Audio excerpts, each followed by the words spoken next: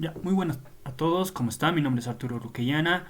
Hoy vamos a resolver un ejercicio relacionado al capítulo 9 de la tabla periódica y periodicidad química de la materia de química general e inorgánica. Bien, el ejercicio me dice lo siguiente. Para los elementos carbono y aluminio, hallar, inciso A, el número de protones, neutrones, electrones, masa atómica, periodo y grupo, ¿no? Inciso B, la configuración electrónica. Inciso C, los números cuánticos. Inciso D, su estructura de Lewis identificando sus electrones de valencia. ¿Bien? Entonces, primeramente tenemos que fijarnos aquí qué datos tenemos. Fíjense, en el carbono, en este caso en el carbono, fíjense, me dan dos números, ¿no? Hay un 12 y un 6. Ese 12 representa a la masa atómica, ¿no? Y ese 6 que está abajo como subíndice en el izquierdo indicaría su número atómico. Lo mismo ocurre con el aluminio. Ese 27 indicaría que es la masa atómica del aluminio y ese 13 es un su número atómico del aluminio igualmente, ¿no? Bien, entonces vamos a iniciar primeramente para el carbono, ¿no? Todo para el carbono. El inciso A me pedía los protones, neutrones, electrones, masa atómica, periodo y grupo, ¿no? Entonces recordemos, fíjense ahí, el carbono con ese subíndice 6, hemos dicho que ese 6 va a ser el número atómico. Por tanto, sabemos que el número atómico va a ser igual al número de protones. Por tanto, yo ya tendría el dato de los protones, ¿no? Que tendría que 6 protones mi carbono. Ahora, como mi carbono en este caso se encuentra en un estado neutro, es decir, que no presenta ninguna carga aquí, no tiene una carga más 2 o carga más 4, nada, ninguno, significaría que está en un estado neutro. Por tanto, en estos casos sabemos que los protones van a ser iguales al número de electrones, ¿no? Por tanto, de aquí, como ya tenemos el número de protones, podemos decir que el carbono presenta 6 electrones, ¿de acuerdo? Bien. Entonces, también hemos dicho que ese 12 representaba su masa atómica, que es justamente también que nos pide, ¿no? Entonces tendría una masa atómica de 12, ¿verdad? Ahora, la masa atómica se sabe que es igual a la suma de los protones más los neutrones. Entonces, de aquí podemos despejar el número de neutrones, ¿no?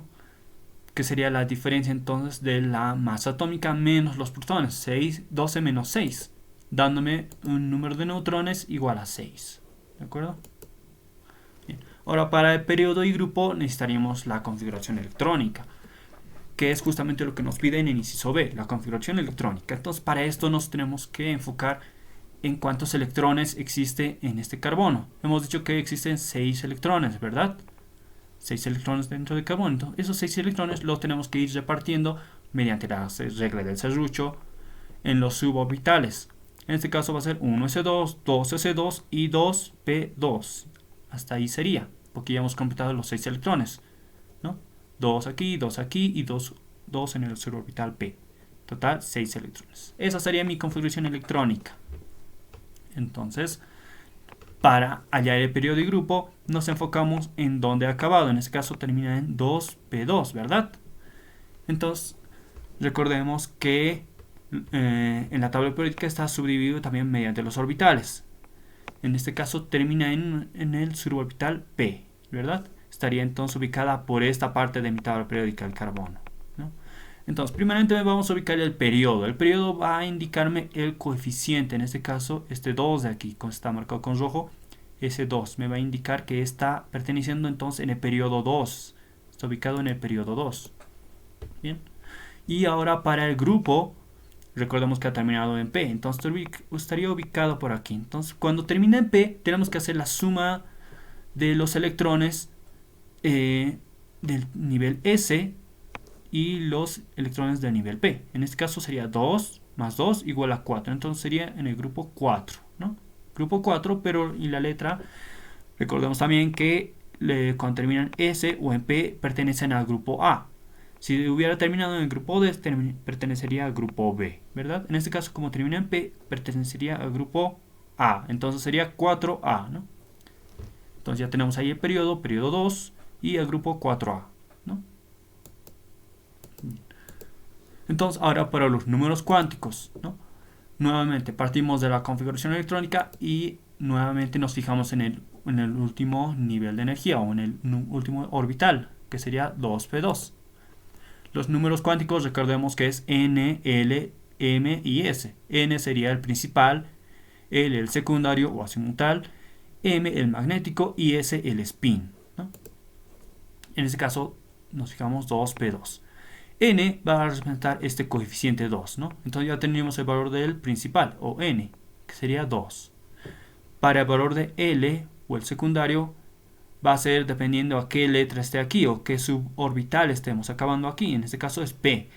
Y cuando termina en P significaría que es igual a 1, ¿no? Entonces ya tenemos igualmente el dato de L. Y para el magnético, en este caso ya tenemos que representarlo mediante las cajas, ¿no?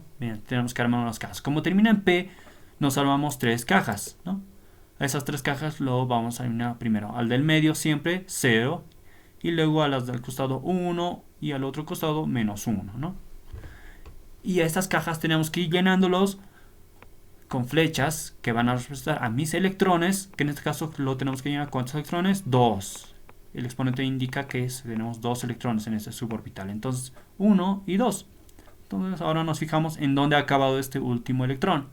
Termina en la caja 0, ¿verdad? En la cajita 0. Entonces mi número magnético M sería de 0, ¿no? Y como la flecha está señalando hacia arriba, sería más un medio el spin. El valor de S es hacia más un medio, ¿no? Y ahí tenemos los números cuánticos. Ahora, para la estructura de Lewis, nuevamente partimos de la configuración electrónica, ¿no? Pero en este caso ya nos fijamos todos los electrones que estén en mi último nivel de energía. En este caso mi último nivel de energía sería 2, ¿no? Es su coeficiente 2. Entonces sumamos todos los electrones que estén en ese nivel de energía. En este caso va a ser este 2 y estos 2 electrones también. Entonces 2 más 2 tendríamos en total 4 electrones de valencia, ¿no? Ahora, para representarlo en su forma de Lewis, simplemente agarramos el símbolo del carbono y lo rodeamos con esos 4 electrones de valencia, que lo ubicamos generalmente con unos puntos, ¿no? Esos 4 puntos. Entonces esta sería su forma de Lewis, ¿de acuerdo? Bien. Entonces de la misma manera vamos a hacer para el aluminio, ¿no? Lo mismo, para el inciso A me pedía los números de protones, neutrones, electrones, masa atómica, periodo y grupo, ¿no? Entonces en este caso teníamos Z, ¿verdad? Z, que es mi número atómico. Entonces recordemos que el número atómico es igual al número de protones, por tanto tendríamos 13 protones. Ahora, como está en un estado neutro, igualmente se hace igualación con los números de electrones, por tanto tendríamos 13 electrones. Y para la masa atómica, como ya hemos dicho, como ya es 27, ¿verdad? Por el exponente que tenía, 27. Y para el número de neutrones que nos faltaría, simplemente hacemos la resta entre la masa atómica menos el número de protones, ¿no? 27 menos 13 igual a 14 neutrones, ¿no?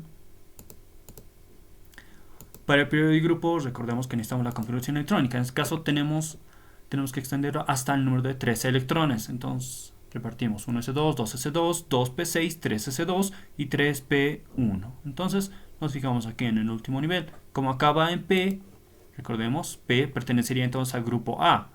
El periodo sería 3, ¿no? Coeficiente 3. Entonces en el periodo 3 y grupo A.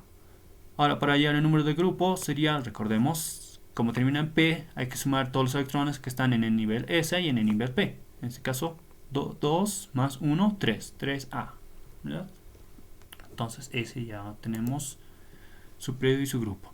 Para los números cuánticos, nuevamente la configuración electrónica, pero en este caso nos fijamos en el último nivel, que sería en este caso 3p1, ¿verdad? Entonces, de ahí sacamos los números cuánticos. Nuevamente, como termina en P, nos salvamos 3 cajitas, las numeramos y los rellenamos con cuántos electrones, solo con un electrón. ¿Listo? Entonces, de ahí sacamos los números cuánticos. En este caso, N, que es el principal, sería 3, que es este coeficiente rojo. L, el valor de 1, sería el valor de la letra o el suborbital. En este caso, como termina en P, P sería igual a 1, ¿no? Que está aquí.